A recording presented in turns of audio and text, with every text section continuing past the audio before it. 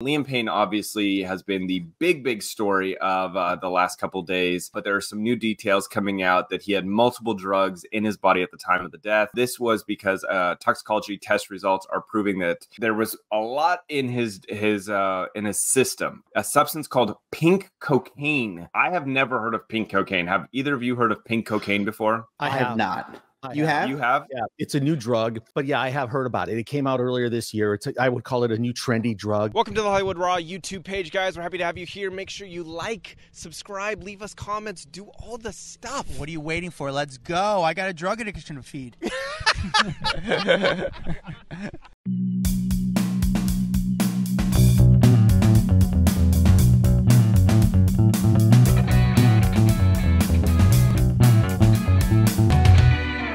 Welcome to the Hollywood Raw podcast. I'm Dax Holt. Over there is Adam Glyn. We are excited to be back with you guys today.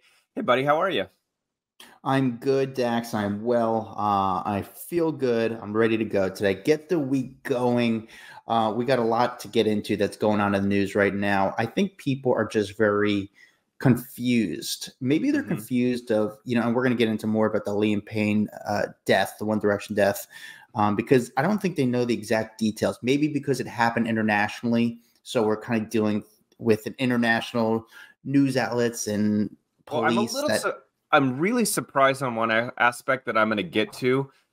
Like, it almost is, whatever, I'll get to it. It almost seems not plausible, and I will tell you why here in a little bit. We do have a buddy of ours coming on, Tom Zenner. He has been a friend of ours for quite some time. I've been on his podcast. He's got a podcast actually with Kato Kalin. It's a great podcast. Yeah, which many people know from the O.J. Simpson trial. It's called One Degree of Scandalous with Tom Zenner and Kato Kalin. I've been a guest. It's a great podcast. I think a lot of people from our podcast would actually like theirs because it's in that same scandalous vein. You're hearing about these celebs and the inner workings, and he's interviewed a lot of people. So excited to have him on the podcast today. So we're actually going to do a little bit different style today. We're going to get into some of the top stories, but then get into an interview like normal, just because I feel like there's so much going on that we cannot skip on getting everyone caught up on Diddy news, Liam news. So yeah, we're gonna kind of jump right into this. I'm excited. Yeah, we got a good guest today. So you'll see. Tom is so interesting. He's so unique. He's like us, who, we've had a pretty interesting journey in the business. And once you hear Tom's story, it's just a fascinating story of like what he's done, what he's been around. It's really good. So I'm excited to kind of talk to him, but I want to get into more because I think our audience has been asking what is going on. I want to know the exact details instead of listening to the TikTok police and the TikTok detectives claiming of what happened. We're going to let you know exactly what is going on. Yep. Before that, what is our favorite thing to do, Adam? Read reviews. We love reviews, man. We love reviews so much. Like Dax says, he reads them before he goes to sleep. I usually wake them when I wake up, part of my morning mantra. But we read reviews. Sometimes Adam makes me read them to him at night to put him to sleep. It's the whole thing. We really love these reviews, guys. Sometimes I was actually considering making the reviews as my voicemail on my phone. If Dax just reads them, and so that'd be fun. Dax, do you have a review ready for us? I got one. All right, this one comes from Sorry Name Taken. 5-star review. Okay, fine. I'll leave a review. It says, I love this podcast and look forward to the Raw Rundown every Friday. Even better, you guys post the video version of the weekly podcast on YouTube, which is amazing. This is one of my few pods I click to listen to as soon as it drops. Thank you. Hell yeah. That's what I'm talking about. Thank you. I'm glad you're taking the time to listen. And yeah, if you guys have never checked out the video version, we have it on YouTube. We've got it on Red Coral. And so we're kind of everywhere. And yeah, come join our private Facebook group. The Facebook group this week was off the hook. It was great. There were people chatting in.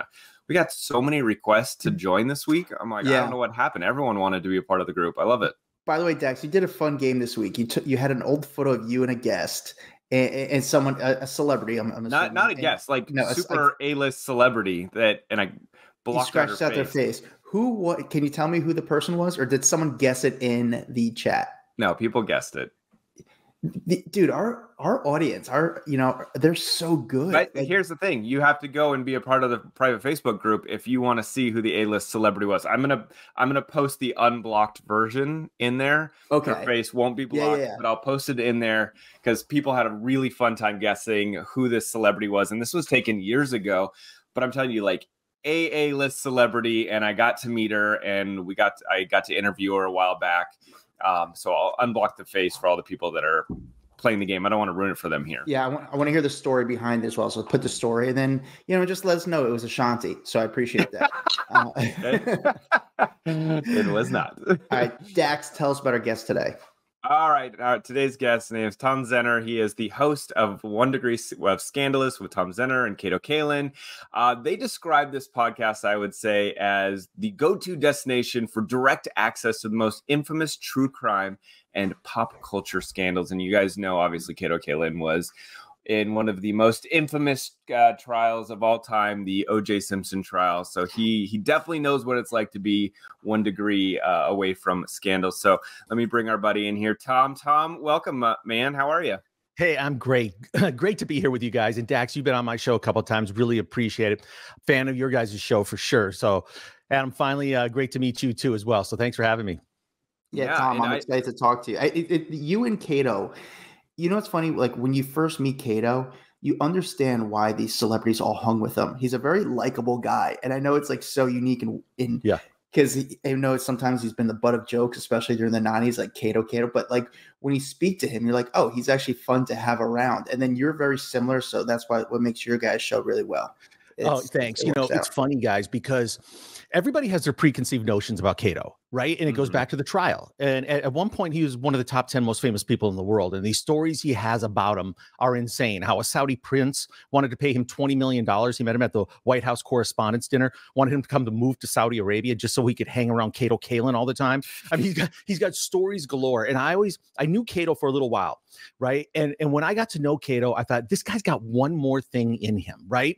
He's got something. And I wanted to build a podcast around it. I've got 25 years of experience as a broadcaster and host, and I wanted to bring this show together. But I think the cool thing about our show too is people get to see the real Kato, because so many people can't believe, oh my God, he's so, because he's the nicest, most gentle, kind, only wants people to be happy. But of course, he's got some great stories, and he was involved in, I call it the biggest scandal ever. I mean, the OJ thing, it's the scandal, right? I mean, just with all the worlds that collided on that one. My question for Kato would be like, why didn't you take the $20 million and move to Saudi Arabia? Like, come on, man. That was a poor life decision by not taking the $20 million. I think when I'm paying Kato $250, an episode, for being on the show, he's probably wondering the same thing, Dax. All right, so let's jump in real fast, just because we've got some really big stories we need that have some updates that I want to make sure our audience knows about. Liam Payne obviously has been the big story of the last couple days, but there are some new details coming out that he had multiple drugs in his body at the time of the death. This was because toxicology test results are proving that there was a lot in his system. Okay, so basically the police down in Argentina have done this toxicology results, and they said that a substance called pink cocaine. I have never heard of pink cocaine. Have either of you heard of pink cocaine before? I have not. You have? You have? Yeah, it's a new drug. I live in LA. Adam, you're in New York. You'll see it. It started on the coast here probably this spring. And, I'm not a huge partier, but I'm around people that are. And where I live is a very, very social place. I live in Manhattan Beach, California. Great town. Great, amazing place to live. But yeah, I have heard about it. It came out earlier this year. I would call it a new trendy drug. It's got I can tell you exactly what it has. You can break down the toxicology, but I'll tell you one last thing about it. It's weird looking. It's like this gooey, pinkish purple substance. It's gooey. It's really strange. Yeah. So basically, it's a recreational drug, which is a mix of several drugs, including methamphetamine and then ketamine, MDMA, as well as cocaine, benzodiazepine, crack. I guess it is, you can use he used the aluminum pipe apparently to ingest the drug. So I don't know if it's a smoke kind of thing. Do you smoke it, or what do you do with this pink cocaine? Do you sniff it? What do you do? Sure. I'm not a good drug guy, but I am an observer. Okay. So Okay. I haven't seen pink tinfoil around it. I haven't seen anybody, ingest it like that. I think some people use it like cocaine. So maybe there's a variance in just the texture of it. But I would imagine if you have a serious drug problem, that maybe you elevate to the point where you're snorting it. Right. So that's kind of how I see it. And the Liam Payne, I cut a video on Liam Payne thing yesterday, about a 12 or 15 minute video. And it's just so senseless when you think about it. It's so sad. This guy had so much talent, so much to live for, beloved by millions. I mean, truly, this kid, his talent was touched by God. I mean, he's very, very unique. You could see how broken up Simon Cowell is, right? Being one of the guys that discovered him, and the tributes going up around the world. But geez, a 7-year-old kid, so much to live for, right? But there were so many demons circling around with him. And I just kind of the takeaway for me is, can you imagine the people in his inner circle, just the guilt they must be feeling? Could they have done more? Could they have stepped in? Could they have done something? Just so senseless. That's how I finally look at this thing. I want to know, how is it possible that they already have, this is what I was telling you guys earlier, where I'm like, this doesn't seem about, how do they already have toxicology results? I thought the same thing. Has ever had toxicology results before a 3-week period? 2 to 3 weeks minimum ever to get toxicology results. It doesn't seem possible. My only guess is they're not going off toxicology. They're looking at what was on the counter of his hotel room and figuring out what it was. But there's no way they pulled out what was in his blood at the time, and that's what they're giving answers on. No way.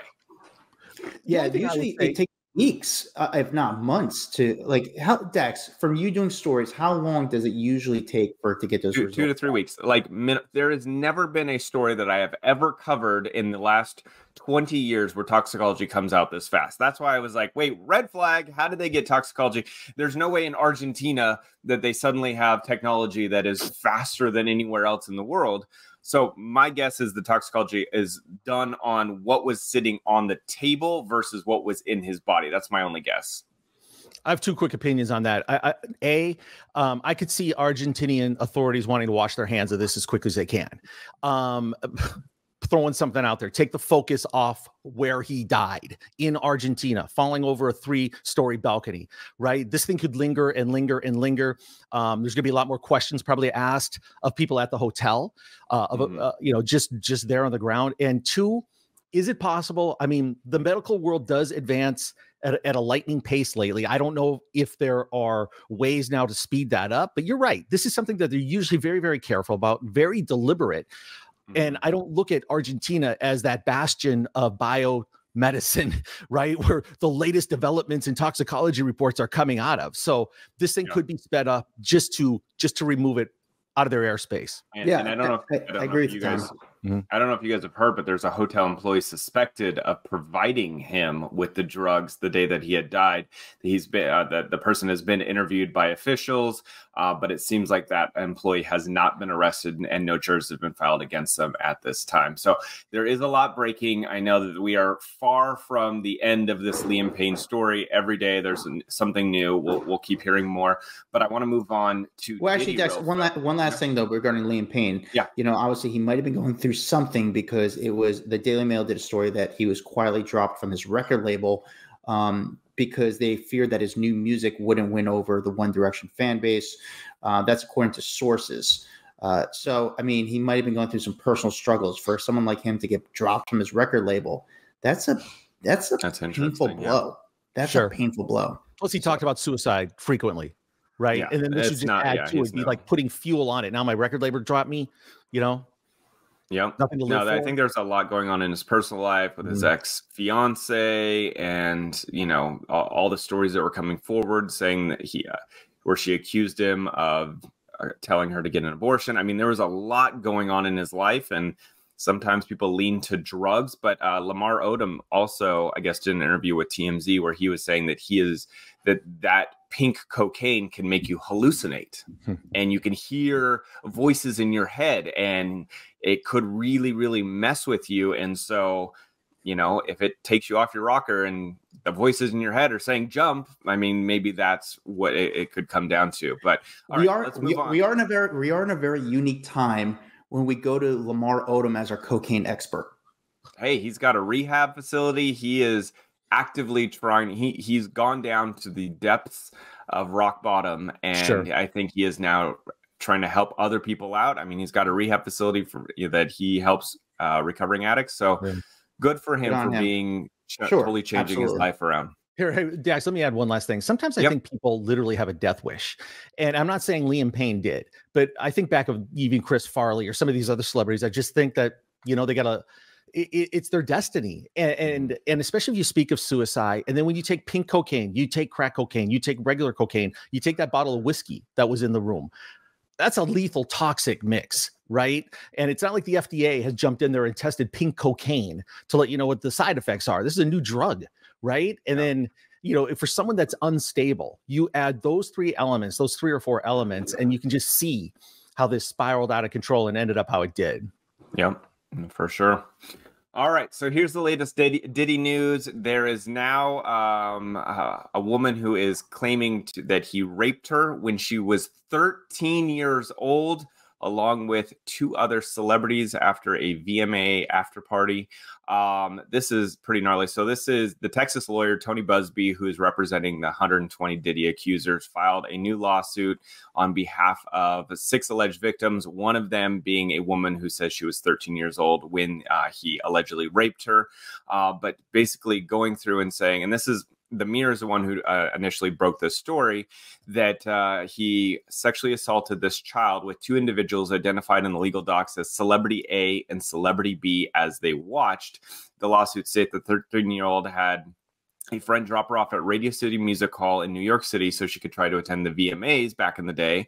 And she couldn't get in, and because she didn't have a ticket, and she apparently approached one of the limos, and the limo was owned by Diddy, and the person said, hey, you kind of, and this is all according to the documents, you seem like Diddy's type, so wait here and we'll take you to the after party. And so they invited her, took her, she described the whole limousine, how it was a black limousine with a black interior, and they got to a party. She did apparently sign a non-disclosure agreement, but never received a copy of the document. And that the victim claimed the party was filled with various celebs and staff serving drinks. The lawsuit went on to say that she drank some kind of reddish yellow mixture, tastes like orange juice, cranberry juice, something bitter like that. And she claims that after having one drink, she felt woozy and lightheaded. And then she went to go find somewhere to rest because she was so tired. She went to an empty bedroom and she lied down for a moment, did not lock the door. And she claims in the lawsuit that Diddy came in shortly after with a male and female celebrity. The rapper said to have been aggressive at the time, approached her. And she says, aggressively approached the plaintiff with a crazed look in his eye, grabbed her and said, you are ready to party. And then allegedly, I guess the accuser threw the accuser towards the male celebrity identified as Celebrity A, who proceeded to remove the plaintiff's clothes as she grew more and more disoriented. And then she was held down by Celebrity A, who vaginally raped her while Combs and Celebrity B, who was a female, watched. After the male celebrity finished, Combs then vaginally raped the plaintiff with Celebrity A and Celebrity B watching. So anyway, it's a pretty gnarly lawsuit, especially considering if she was 13 years old. That is disgusting. The celebrities, I don't know why they weren't named. If they were truly a part of a raping, I'm surprised that they wouldn't name them. But my guess is because Celebrity A and Celebrity B are probably going to pay a lot of money to make this go away before their names get released. Thoughts, gentlemen? Tough to read, tough to listen to, but I will say very specific, a little bit different than some of the other stories we've heard on Diddy. This almost painted a picture and kind of talked about an exact time. And honestly, I'm shocked that even more outlets, more people aren't speaking about it. But I also think it's one of those stories that if you're a lot of these outlets, they are news outlets, but they're also a business too. And brands, let's say Pepsi, Coca-Cola, Budweiser, they don't want to have advertisement right next to these type of stories. So it's actually a very different thing that we can't really put too much gas on these stories, but also it just adds to all the other allegations against Diddy. But hearing you say what exactly went happen makes you cringe. It's just tough. I'll say this. I got to give Diddy credit. I didn't think I could despise him any more than I already did. I think he's one of the most despicable people to ever walk on the face of this planet. He's a low-life piece of garbage. I can't wait for him to literally rot in hell. I really, really am rooting for that. Here's the one thing that, here's what's causing him some more sleepless nights in prison. It's Tony Buzbee, that attorney in Houston. This guy does not play around. He's not some headline-seeking, low-level attorney. You guys, this is the guy behind the Travis Scott class action lawsuit after all those deaths at Astral World. Tony Buzbee, he's the guy that did most of the Deshaun Watson cases for the women that were the massages for Deshaun Watson. He was in the middle of that. He was on the cover of Time magazine back in 2010. He was, remember Deepwater Horizon? It was that oil thing in Texas that caused all of those deaths. This guy is front and center to take down Diddy. And you heard him at the press conference about 3-4 weeks ago. He said a lot of celebrities should be very, very concerned right now. So I see a slow evolution here where these lawsuits are coming out, where he's softening them a little bit, celebrity A, celebrity B, but slowly but surely these names are going to come out. They will be leaked. Not everybody in the Houston courtroom system has tight lips, right? So these names are out there. They will come out, and this is just the beginning. I mean, this guy is a bulldog. Think about Gloria Allred, how what she stands for the types of cases that she's involved in around the world with women. That's Tony Buzbee for these high-profile cases that have a lot of juice behind them. So I'm grateful that he's the attorney, because he's fearless. Imagine the death threats coming at this guy, but he refuses to back down. And I think that he's the biggest advocate for the victims of Diddy, and which are scores and scores of them. I do have to say, Diddy's lawyers did put out a statement to Page 6 calling the accusations or allegations reckless and defamatory. Their statement was, as Mr. Combs' legal team has emphasized, he cannot address every meritless allegation in what has become a reckless media circus.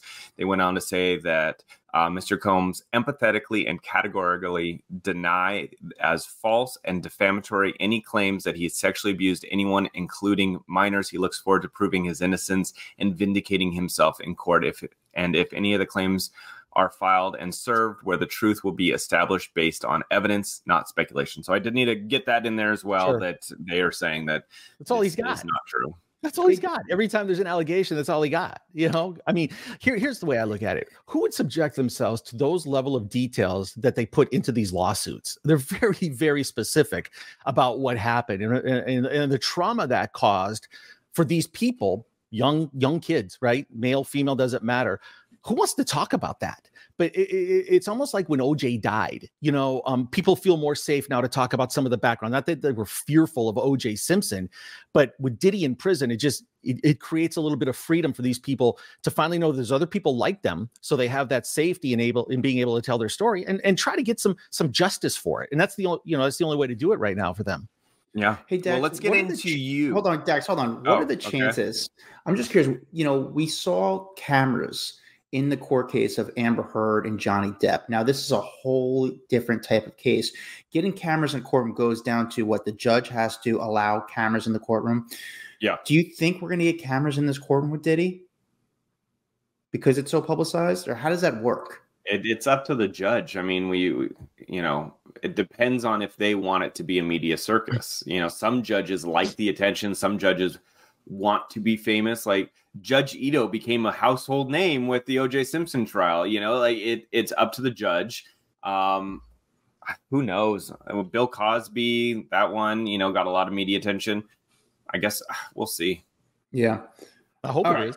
Yeah, sorry. I mean, I hope it does. But also there is victims that might go to the stand that they might not want to highlight for fear of their future, their lives, because it is so toxic. He's definitely not as powerful as he was 7 months ago. I'll tell you that much. I think a lot of his celebrity connections, political connections, all those people getting away from him. He is not someone we want to be connected with. All right, Tom, let's get into you. You've had such a interesting life.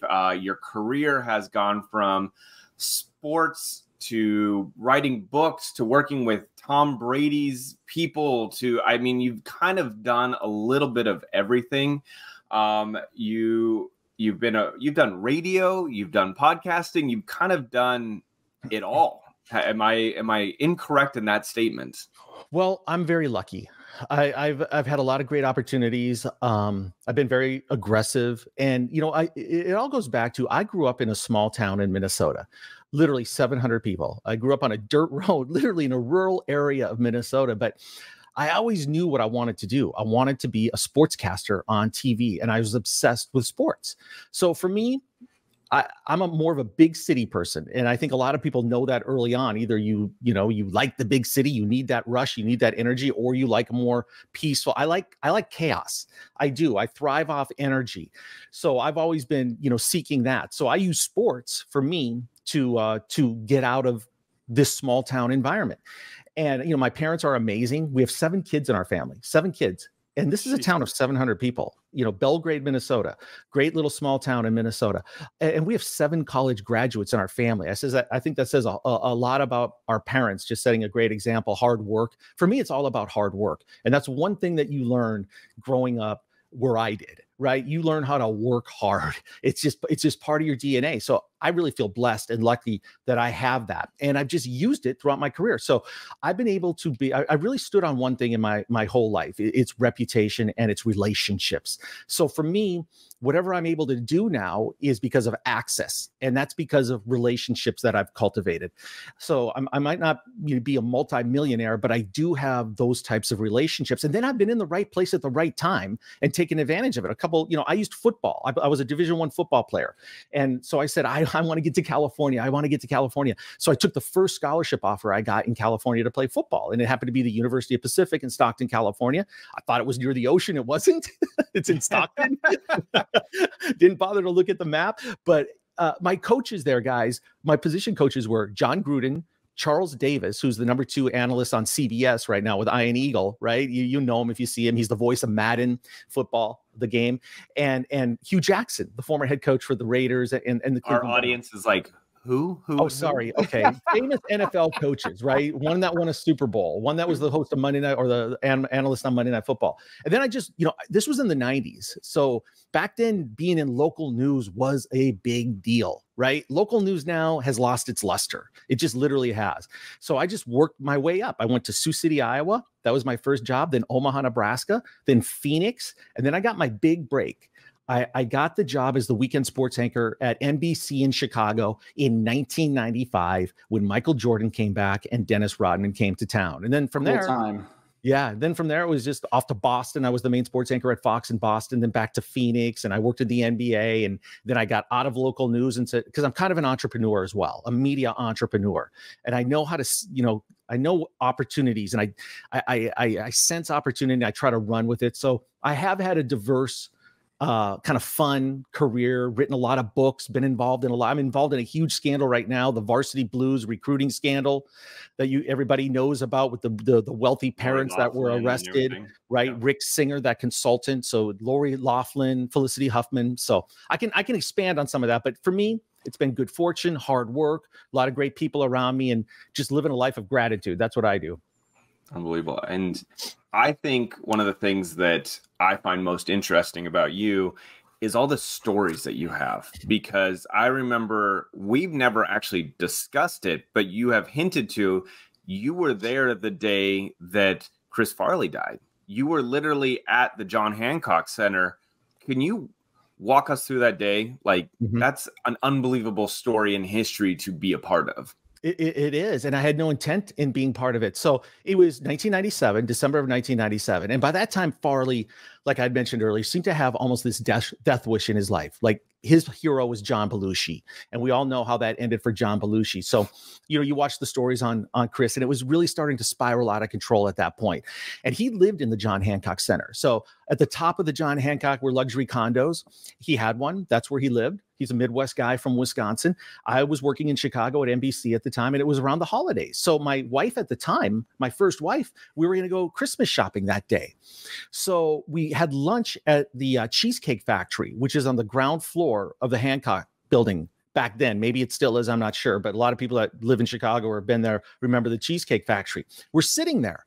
And back then, when you're on TV news in Chicago covering the Bulls every day, people know who you are. So one of the waiters came up to me like he knew me. And he said, "Hey man, unbelievable, huh? What happened?" I go, "Yeah, what do you mean? Or what happened?"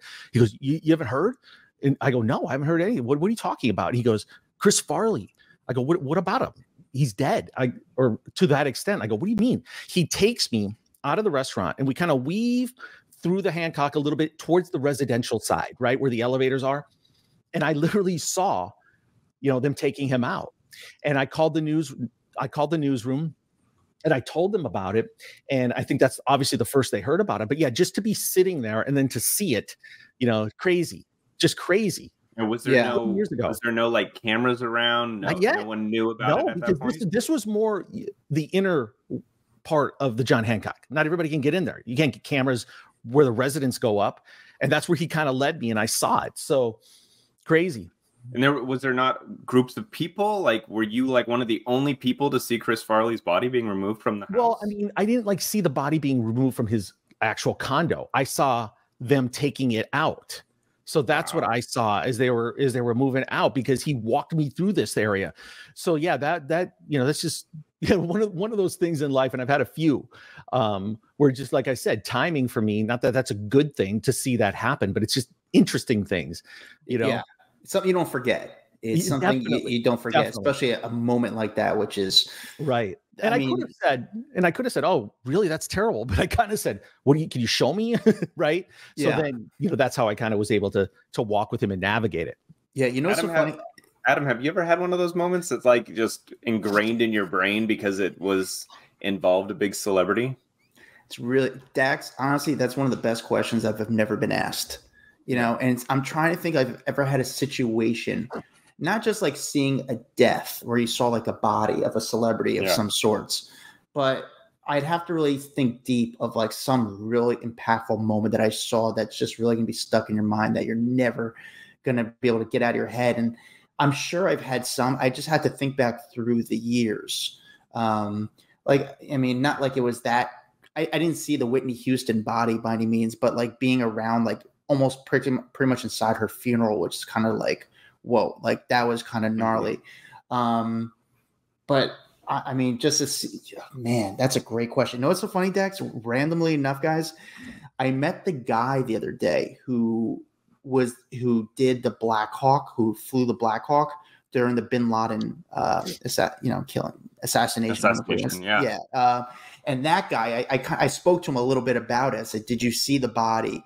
And he said, "I saw the body in the bag," because they had it in the bag. So, but I asked about the girl from Zero Dark 30. Did you meet her? Like, I know it's like kind of, it's a big difference between Chris Farley and the Bin Laden death. Of course, you want to see, I don't know, maybe you want to see, I don't even know how you'd want it. People are kind of very, I don't know. People want to see, like, let's be honest, people want to see that stuff. There is a weird, fascination with death, I would say. So, well, Adam, you don't have to apologize. I mean, that's your job to record history and pop culture moments like that. It's not like we're obsessed, with this kind of thing. Same thing with me. I had no desire. I loved Chris Farley. I had no desire to see that. But, when you're in the industry that we are, you're aggressive, you seek out information and it just happens. When we were talking about Diddy, I have a Suge Knight story that's pretty funny too. And you know what? Have you guys listened to any of the quotes from Suge Knight? He's been pretty low key about Diddy. And to me, I've always thought Diddy obviously has something to do with Tupac. I mean, that's just my hunch, right? It just was what was going on back then in the 90s. I remember when my daughter, who's now 26 and married, when she was young, she lived in the Bay Area. And I, would go see her there frequently, or she would come. But she came down to LA and I took her to a taping of American Idol. Right. I took her to a taping of American Idol. And then we were going to meet up with a friend of mine who was like a producer in Hollywood. And again, so after the taping, we ended up going to the Four Seasons on Doheny here in LA. And she said, "Hey, I called my friend Suge Knight and he might come out and join us." I go, "Cool. All right, fine." So back then, I have one card trick I can do, and it's pretty good. I've been like mesmerizing my kids for like years, right? My dad actually taught me this card trick, and it's unbelievable. When you actually pull off this card trick, you're going, "Holy crap, how did that happen?" So during that time, I was doing that card trick with my daughter. She had seen it recently, and she had the deck of cards with her. And we're at the Four Seasons, and Suge Knight shows up. Now, before then, I told my daughter too a little bit about him. I said, "Hey, this guy might show up. Right? This is his background. These are some of the stories." So she knew a little bit about it. So we're sitting there, and then she goes to Suge Knight. "Hey, my dad has a great card trick." So then I do the card trick. And, the funniest thing about this too was at the bar that night was Lachlan Murdoch, right? Now, this is back in the day before he's running Fox, Rupert Murdoch's son, but he was also in the bar that night too. So I'm doing the card trick. And I lay down these cards, and my daughter has to guess which color they are. That's how the trick works. You go, all right, just take a guess. And I lay them down on the pile. Red, black, black, black, red, red. And at the end of the trick, she's 100% right? So that's the trick. So, wow, blah, blah, blah. So she does the thing. And then Suge Knight just loved it. "Honey, that is amazing. How did you do that? Blah, blah, blah." So Suge was actually, I really liked Suge. It's funny because he played football at UNLV, and I played at the University of Pacific. We're in the same conference, and we played against him. So we actually played against each other in football. But on the way back to the hotel, my daughter goes, "Dad, for someone who dangled someone outside the balcony of their hotel room, he was really nice." Dude, I've had that where I've met a lot of people over the years who have this reputation, but then you meet them and like, well, they were nice to me. And that's all I could say. Like, not me. Yeah. My run-in with Suge, he was a dick. He Dax had a me really in a bad back experience. alley and threatened my life. So yeah, no, my interaction with Suge Knight was not as pleasant as yours. I didn't have any good card tricks when he was shoving me around, telling me he was going to beat my ass up. But there we go. It's business, right? Dax, you dealt with him in a business environment where he's very protective of his IP, of his artists or whatever. Yeah. Mine was a little bit different. You see his guard down a little bit, but yeah, Suge doesn't play around for the most part. Well, I also got him right after he lost a lawsuit, $100 million lawsuit. So bad timing. Well, credit you for even asking the question. That took guts. Hey, Tom, you also, being in Chicago, you were around Dennis Rodman during the height of his career. This is during The Worm. This is during, I mean, Dennis Rodman took over almost, equally almost as big as Michael Jordan at this time. He was just such an iconic figure. What was working with Dennis Rodman like at the height of his career? Was he crazy? Was it wild? Was he actually tame when the cameras were off? What was it like? All of that. And you're right, Adam. He was as big as you could be, right? Because he was pop culture. Michael, everybody loved him. The greatest basketball player of all time, an icon. Michael's one of one. Rodman, and Rodman was smart enough to know how to capitalize on all this. And the cameras couldn't stay away from him. He was a magnet, right? He was so interesting, so dynamic, so crazy. And then he backed it up with the play on the court, which everybody was attracted to. I give Rodman's agent a lot of credit. And this guy, his name is Dwight Manley. He was a rare coin collector, I think from Orange County. And somehow he got the guts to ask Rodman if he could represent him. And I don't think Rodman had an agent at the time. And these two guys together were very savvy. Dwight was a sharp guy. I really liked Dwight. And he knew how to find opportunities for Dennis. So then I give the guy I used to work with in Chicago a lot of credit, John Kelly, who was, you guys may remember him on Extra, right? He hosted a game show for called Funny You Should Ask Now. You guys will know who he is if you see him. So John and I were working together. John. Yeah. And then John, proposed to Rodman that we do a Sunday night show at 10:30 to 11 after the news. So we did that. And I was a co-host on it. Dick Versace, the former NBA coach, was on it. So I remember Rodman would roll into the TV station, and he'd usually on a Sunday night, and this is when he was married to Carmen Electra, and they used to go to Benihana. Okay. Rodman loved Benihana. You could always tell when Rodman shows up because we'd get nervous. The camera starts at 10:35. If Rodman's not there, we don't have Dennis Rodman on the show. But about 10:27, 10:28, you could smell the aroma of Benihana, right? From a 3-hour dinner and all that food. You can smell that smoking volcano of onions. You can smell it. And then a big sigh of relief. Dennis is here. I remember one time he walks in. Our sports department was really close to the set. We could walk. It was just a few feet away. He walks in. Big old leather jacket, smelling of Benihana, reaches into his pocket, takes out his wallet, slams it down on the thing was as thick as you could imagine with $100 bills, just puts it down with his keys. The thing about Dennis is he is a lovable guy. He is a kind, caring person, so media savvy, no words to describe it, but also a guy that was dealing with a lot of issues, right? There was just a lot of demons with Dennis Rodman, but I loved him. He was fun. He couldn't have been cooler. We were out with him on many, many occasions. The guy could drink like you would not believe. He still does. The bars that, there was usually a Thursday night bar in Chicago or a Sunday night. Sometimes we go out with him on a Sunday night after the taping. He would order kamikazes by the dozen, and they would be stacked up on the bar. He'd crush them. He could probably drink 12, 15 kamikazes and make it to practice the next day. So what you saw in The Last Dance, all that stuff is true. When he had to take that little vacation and go to Las Vegas. Here's one great story. You never knew what to expect from him. So they were playing the Miami Heat in the playoffs. This is 1996, the year the Bulls won 70 games and made history by the first team to win 70 games. So it was a frenzy in Chicago. They were going to win the title again. No one could touch them. They were playing the Heat, and the playoffs were on throughout the day. So we had to start the newscast a little bit later. The news didn't start till 11, which means Dennis Rodman could have a little more time to drink, which is good for TV, maybe not so great. So we did shows during sweeps in May at Michael Jordan's restaurant, which was a very popular spot in downtown Chicago. So Rodman rolls in. We had a live studio audience. He rolls in about 10:50, 10:55, wearing a Chicago police outfit, which is illegal. You're not allowed to wear a Chicago or a policeman's official, with his hands handcuffed to himself. So he's walking in, dark glasses thing, handcuffed to himself, walks in, place goes crazy. This was also the week that Jay Leno was doing his shows in Chicago at the State Theater. So he was there. It was his birthday. So we had Jay Leno on the show. And then I had seen Jenny McCarthy at the Bulls game that day. And I said, Jenny, come on down to the show tonight. We'll get you on. It'll be fun. So we're at Michael Jordan's restaurant doing the show. Here's Rodman's quote before we started the show. So we have the cameras, the set, we're sitting up there on director's chairs. The director's counting us down. At the count of 10, he turns to us and he goes, "Bro, I am so effing wasted." Except he used, the F word, right? Yeah. "Bro, I am so fucking wasted." That was what he said before you're live.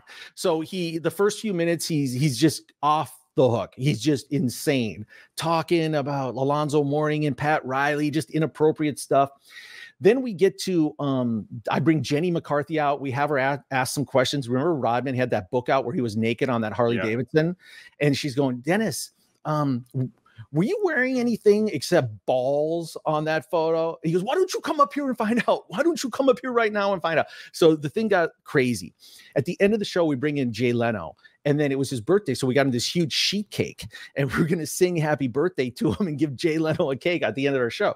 Blah, blah, blah. Happy birthday. Happy birthday. So then Dennis Rodman sticks his face in the cake, right? Like just submerges his face and like that. And then Jay Leno did it too, except Rodman was buzzed. So when he did it, he fell back on his director's chair and ended up breaking like 25 wine glasses at Michael Jordan's restaurant.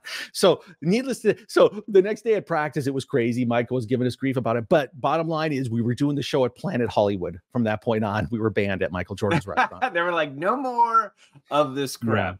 Yeah. No, but he was great, Adam. He was awesome. Every once in a while I saw him at the Island Hotel in Laguna. My son, am I talking too much? Do you want me to shorten these or anything? No, these are great. I have a wild Dennis Rodman story. Dax knows the story. It's a wild story. I don't even know, Dax. Do you think I'll get like canceled for telling the story these days or no? You can always edit. I don't know. I'm not telling the story. Dax is like, "Don't tell the story." It's I'm not telling the story now, but I have some experiences with Dennis Rodman. Well, one day, maybe in the book I'll write it, but you guys have to promise me you won't cancel me. And that sounds really weird. What did you use? Baby oil? No, it's nothing like baby oil or nothing where it was that bad. It's nothing to, I can't even keep compare teasing it. Dennis Rodman. But Rodman is just a nuts. That was an interesting thing. Yeah. The one story that I do want to get to, because I am such a Bill Murray fan, is I know you have a good Bill Murray story. That's awesome.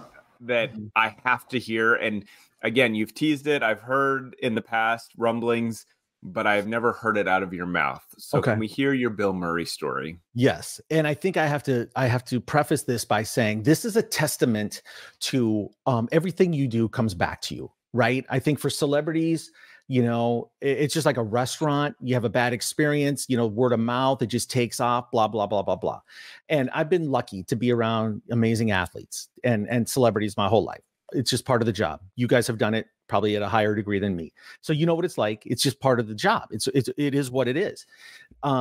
So everybody says, hey, who's the coolest celebrity you ever met? Hey, who's the biggest jerk? It's things like that, right? You get that all the time. But if anybody asks me and they say, hey, who is the biggest jerk you ever interviewed as a celebrity or who you ever interacted with? Easy for me, it's Bill Murray. And I know that's going to disappoint a lot of people who love him, but I'm just going to tell you my experience. It kind of sounds like it's on brand. It's I don't like Bill Murray at all. I think he doesn't like to appease the people. Like that's not surprising. Yeah, and I think people maybe think that he's this jovial, fun guy or whatever. So this also involves Rodman. So this was during the playoffs in '96 or maybe the regular season. Anyway, they were playing the Knicks. So we were at Madison Square Garden, and it was just chaos. I think Jeff Gundy had just taken over his coach. There's a lot of stuff going on. It's a Sunday, you know, it was the game of the week on NBC, a lot of chaos. And we do our show at 10:30 to 11 Central, 11:30 to midnight Eastern, live. So I was there at Madison Square Garden and I had to get Rodman, right? So I have to be on the floor with Rodman and he's part of the show. And I remember that show, he had a court jester hat on for some reason. I don't know how he got a court jester hat in New York, but that's what he was wearing for our show that night. So there's always celebrities around the Bulls back then, just always. And outside the locker room where I was for the Bulls locker room, Bill Murray was standing right there. He's a Chicago guy, right? So he was at the game, was probably going to meet some of the players after or whatever. So he's there.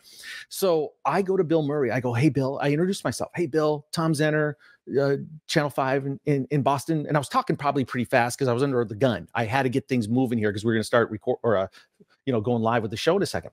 And I said, hey, would you mind coming on? Would you come out here and join us with Dennis? I mean, I know Dennis would love to have you out here. It could be a lot of fun. The audience will love it. He started mocking everything I said, just in the most condescending way. Oh, you're Tom Zenner of Channel 5. Oh, you want me to come out on the floor with Dennis Rod? I mean, just like, I literally go, you're an asshole. And then I walked away and just said, forget about it. But I'll never forget that. Just, you know, it's one of those moments, those little snapshots. I go, dude, you could have just said no, or I'm busy. But man, it's an easy answer for me when people say, who was the biggest jerk you ever dealt with?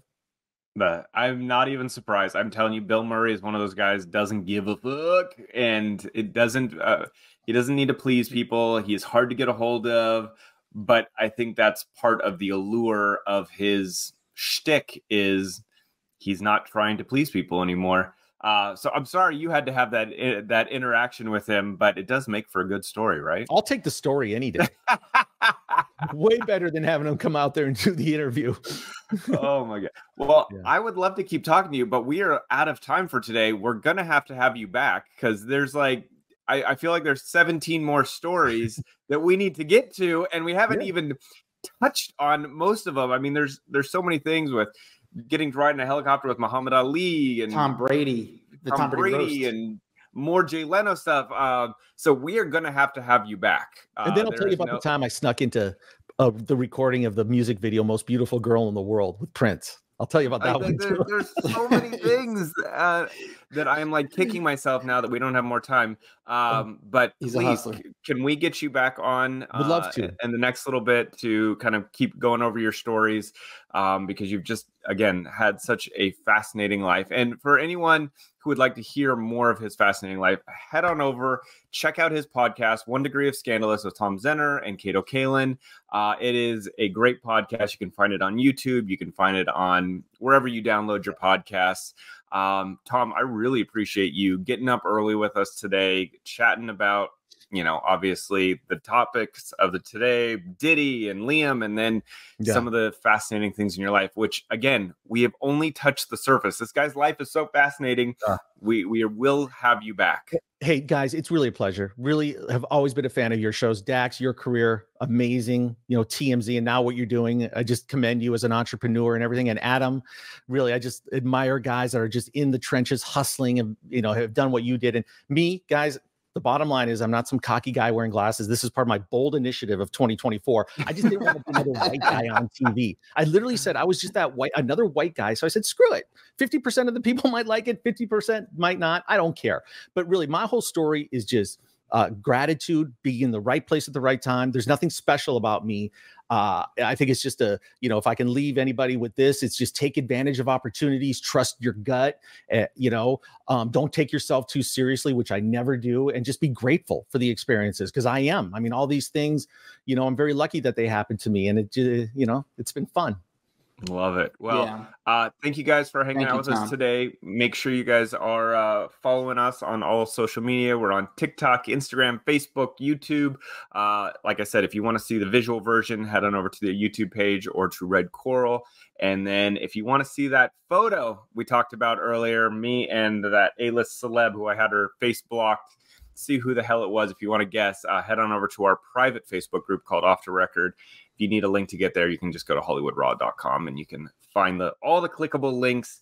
Tom, thank you. Adam, thank you. You can follow me at Dax Holt. You can follow Adam at Adam Glyn. Tom, where can they find you? At Tom Zenner, and then my YouTube channel, Tom Zenner Scandal. Tom Zenner Scandal on YouTube. That's where all the content is. Love it. We'll see you guys next time. Bye. What's up, guys? If you like that video, there's plenty more where that came from. Make sure you like, subscribe, hit the bell, so we can just feed you all the goodness daily. Hurry up. Come on, let's go.